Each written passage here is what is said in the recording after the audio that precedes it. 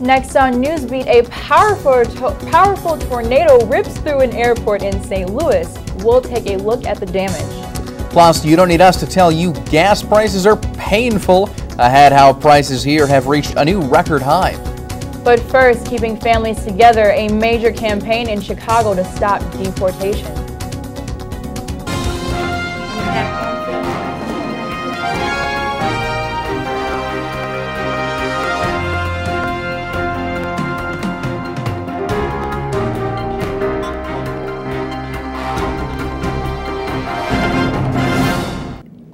But we begin with breaking news in the search for a missing Round Lake mother. Good morning, I'm Catherine Gamby. And I'm John Treeweiler. The body of Melissa Best was found late last night. Police say Best was found slumped over in her minivan outside an apartment complex. The 34-year-old was last seen 11 days ago after dropping off one of her teenage children at a friend's apartment in Round Lake. Police say there were no outward signs of trauma and that an autopsy is scheduled for tomorrow.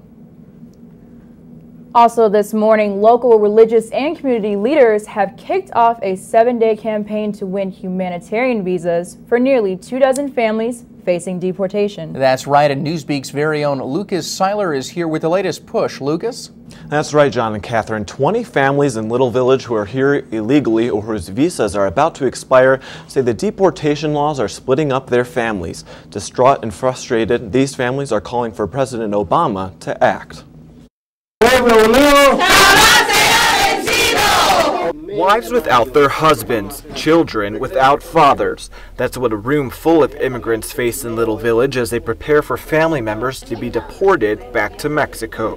We can no longer tolerate that a mother, a child is looking for his father or her mother at the house, and the families has been totally divided. I have the will to stop separating these families. They're demanding humanitarian parole, something that's used sparingly and under law would temporarily allow people to stay in the States, although they say this is one step to staying here permanently.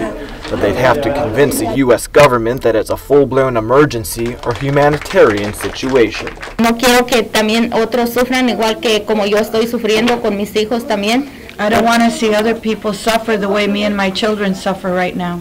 Que nos traía el pan para mí y para mis niños. He's the only one that was able to bring bread to our table, and I need him to stay here with us. Their religious leader says he's sick of the politics. What God has joined together, no man and no government should separate.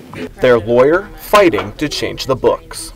Till somehow, someday, the immigration laws through the regular process, legislative process, can be changed. Before they march in May, they have one last message for Washington. And you see them, these are not terrorists, and you're not going to feel any safer once these people are gone. We can have the opportunity to be better, to be a new people, a new generation. Yeah, what I say is that we can no longer tolerate that this child is United States citizen. And as you hear what he just said, he just said, Papa. And on May 2nd, they're marching and forming a human ring around City Hall. There are about 525 illegal immigrants in Illinois, and without a resolution, these families will be deported within 2 weeks. Back to you guys. Thank you, Lucas. And questioning for jury selection continues in day 4 of the Rod Blagojevich retrial. Judge James Zegel hopes to narrow the field of 40 people by the end of the day and hopes to have his 12 jurors and 6 alternates selected and seated by Wednesday. The former Illinois governor was convicted of lying to the FBI last summer and still faces 20 counts, including trying to sell President Barack Obama's old Senate seat. We keep talking about the pain at the pump, but now it's just plain torture. Chicago now has the highest gas prices in the country. Some in the city are paying as much as $4.69 per regular gallon. Many Chicagoans are heading out to the suburbs where prices are cheaper. Like in Melrose Park, where gas is as low as $4.07 per gallon. The average price for gas in Chicago is $4.27 per gallon. The national average for gas is $3.86 compared to the last year when Americans were paying just $2.85 at the pump. And what many future graduates want to hear, there are jobs. Definitely a welcome sign in this economy. Newsbeat's Veronica Clough is live with the details. Veronica? That's right, guys. For the first time in over 3 years, the National Association of Colleges is projecting double-digit numbers for hires for spring and summer. I hit the streets of Columbia College to talk to students and faculty to see what they thought. I had a couple friends get jobs this week, and they're working for design companies, so I think the economy is slowly but surely getting better. Get yourself out there. Don't be afraid to talk to people, because you never know who's going to give you your next opportunity. I stopped by Columbia College's journalism department to talk to Jennifer Halprin, the internship coordinator, to get her take. My own just anecdotal experience of working with dozens of graduating students and hundreds of students in the department is that it does bode well for the economy and for this field, for sure. The Career Center reflected the same sentiment that employment is in fact on the rise and that Columbia prepares its students to work to their full potential.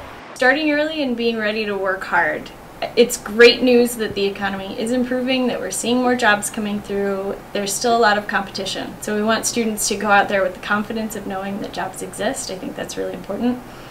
But, you know, nobody's going to give you a job. Finding the balance between not obsessing over grades in school and realizing there's a bigger world out there, that it's going to take, you know, good classroom execution, but at some point, especially because there are creative and artists and, you know, communications and media students here, that it's going to take the extra hustle, and it is going to take getting out there and meeting the appropriate people and the people who are doing it, and getting your portfolio ready, and getting your business cards ready, and getting your website ready, and all of that, which is great, and it's exciting, and, you know, it's a little bit more exciting than going out there with a resume for like an accounting job. For one last piece of advice for after graduation, I talked to one student with a job already lined up.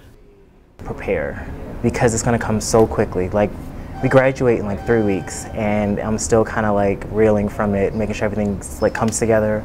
So I think preparation is key. Like starting junior year, making your portfolio, you know, getting everything in order, whether it's, you know, for jobs lined up or just making sure everything that you have school-wise is in order. But just preparation is definitely key, because graduation will be here just like that. Now, while the national unemployment rate for those between 20 to 24 still remains at an all-time high of 8.5%, the job market is slowly starting to pick up, which is great news for the grads. I'm Veronica Clough, reporting live for Newsbeat on Michigan Avenue. Back to you in the studio. Thank you very much, Veronica. And Indiana may be the state to buy Powerball tickets. For the second time this month, a winning ticket has been sold in the Hoosier State, this time in Maryville for $74 million. The winning numbers from Saturday's drawing were 3, 11, 47, 48, 58, and the Powerball was 19. Earlier this month, 2 Indiana men won a Powerball drawing of $221 million. And ahead on Newsbeat, the one word you won't hear Prince William's bride-to-be say in her wedding vows this Friday. Plus, the damage is widespread. A tornado rips through an airport in St. Louis, tossing cars and signs. The incredible damage ahead.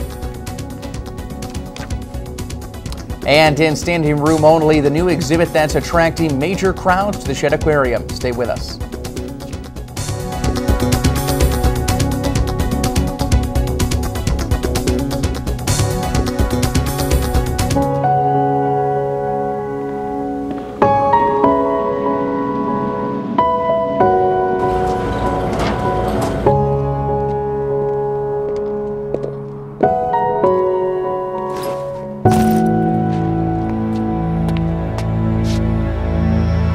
Welcome home, man.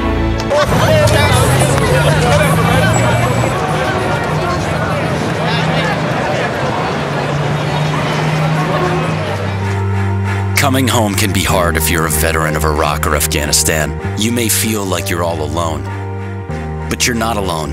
At IAVA.org, your fellow vets are all around you.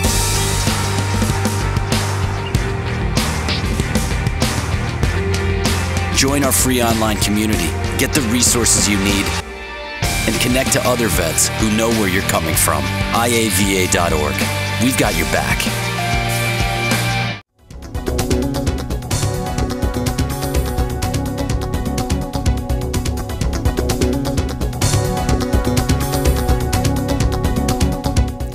More than 400 inmates escaped a prison in Afghanistan. It happened yesterday morning in the southern province of Kandahar. Officials say the inmates escaped through a 1,000-foot tunnel dug by the Taliban. So far, 65 of them have been recaptured. A similar incident happened back in 2008, where 1,000 prisoners managed to escape.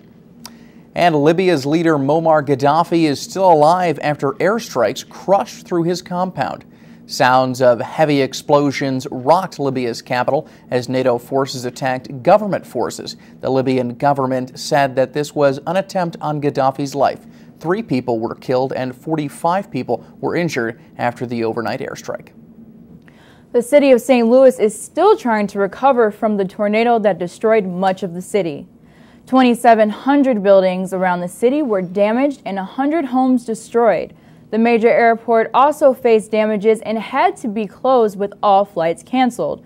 Officials say there were no deaths and that it will take months and millions of dollars to repair the city.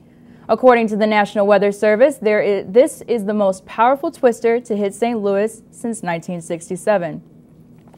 The royal couple will ditch tradition when they tie the knot on Friday. Kate Middleton says she won't use obey in her wedding vows. Instead, the bride will vow to love, comfort, honor, and keep her husband. She'll be following in the footsteps of Princess Diana, who took the word out in her wedding to Prince Charles. Also, Prince William has not decided to wear a ring. And next on Newsbeat, the Shedd Aquarium has a new exhibit. Find out what might be causing sticky fingers. And the Hawks are back in it, looking for a series win in Vancouver tonight. Samavska, the sun is trying to peek out this morning. I'll tell you if the rain is here to stay.